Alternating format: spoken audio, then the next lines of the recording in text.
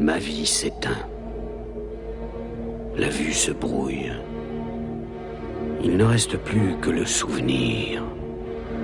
Je me souviens d'un temps où régnait le chaos. Un temps de rêves brisés, de terres dévastées.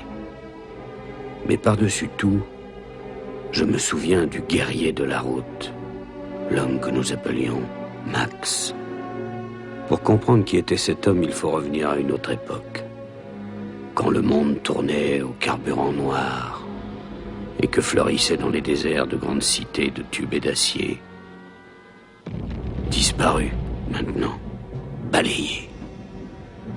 Pour des raisons aujourd'hui oubliées, de puissantes tribus entrèrent en guerre, allumant un brasier qui les dévora toutes les deux. Sans carburant, elles n'étaient rien. Leur empire était de paille. Le grondement des machines octa et s'éteignit. Les chefs parlèrent, et parlèrent, et parlèrent encore. Mais rien ne pouvait endiguer le désastre. Leur monde s'écroula. Les villes explosèrent, provoquant une tornade de pillage. Un vent brûlant de terreur. L'homme commença à se nourrir de l'homme.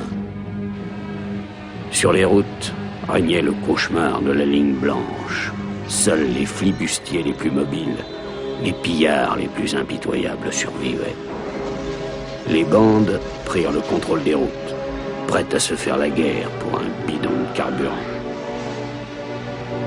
Dans ce maelstrom de pourriture, le commun des mortels était brisé, écrasé. Des hommes comme Max le guerrier. Dans le rugissement d'un moteur, il avait tout perdu.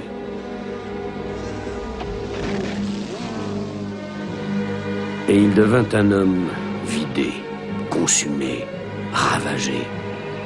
Un homme hanté par les démons de son passé. Un homme qui errait sans but par les terres désolées. Ce fut ici, dans ce lieu maudit, qu'il réapprit à vivre.